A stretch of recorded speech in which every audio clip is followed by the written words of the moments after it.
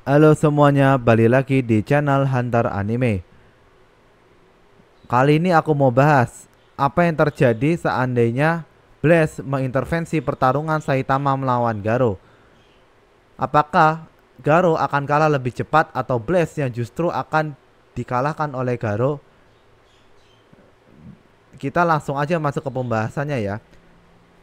Kalau dari data-data yang aku peroleh, seandainya Blaze ikut serta dalam pertarungan melawan Saitama dan Garo itu sebenarnya nggak ngaruh begitu banyak, karena Saitama lebih dari cukup mampu untuk mengatasi Garo. Itulah kenapa Blaze tidak ikut campur dalam pertarungan Saitama melawan Garo. Itu Blaze bukannya tidak peduli, mungkin sebagian orang salah paham. Mereka merasa kalau Blaze adalah orang yang cuek dan cuman mau ngerjain sesuatu kalau misalnya nggak ada orang lain yang bisa ngerjain. Padahal enggak. Blaze itu adalah orang yang efisien. Dia kalau misalnya ada ancaman yang sudah diatasi oleh pahlawan lain, ya dia akan ngerjain urusan yang lain. Seperti itu. Kalau misalnya Blaze ikut pertarungan melawan Garo dan bersama Saitama, Blaze itu paling cuma bisa nontonin aja. Ya dia memang bisa bantu setidaknya dengan manipulasi ruang dan waktunya. Cuma nanti koordinasinya sama Saitama tuh bisa kacau. Contohnya kayak gini, misalnya Saitama sedang melihat Garo menggunakan kemampuan manipulasi ruang dan waktunya ya. Itu Saitama udah memformulasikan sebuah jurus untuk mengcounter manipulasi ruang waktu Garo tersebut, misalnya dengan table flip, terus omnidirectional serious punch yang kita lihat di chapter 165 One Punch Man. Namun kalau misalnya Blaze tiba-tiba nongol terus ikut campur dengan misalnya menteleport Garo atau misalnya membantu Saitama lewatin portal-portal, tuh Saitama tuh malah bingung. Waduh, ini gimana nih cara koordinasi serangannya ini. Nah, jadi Blaze tuh malah dianggap pengganggu oleh Saitama karena Saitama tuh udah jauh lebih kuat dan bisa mengatasi tantangan apapun.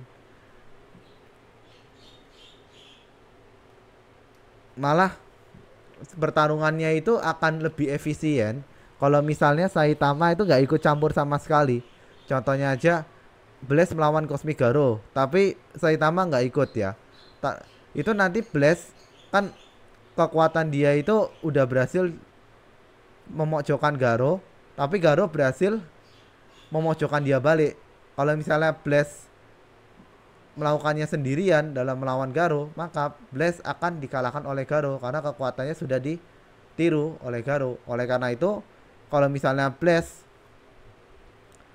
melawan Garo, maka Blaze akan mensummon teman-temannya dari seluruh multiverse untuk membantunya melawan Garo.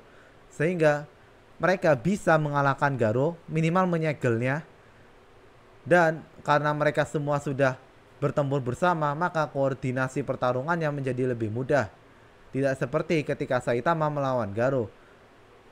Karena Saitama ini benar-benar karakter yang baru bagi Blaze dan teman-temannya. Mereka belum tahu kekuatan Saitama itu bagaimana, terus bagaimana cara kerja teknik yang dikeluarkan oleh Saitama itu mereka masih awam, belum mengenal luar dan dalam.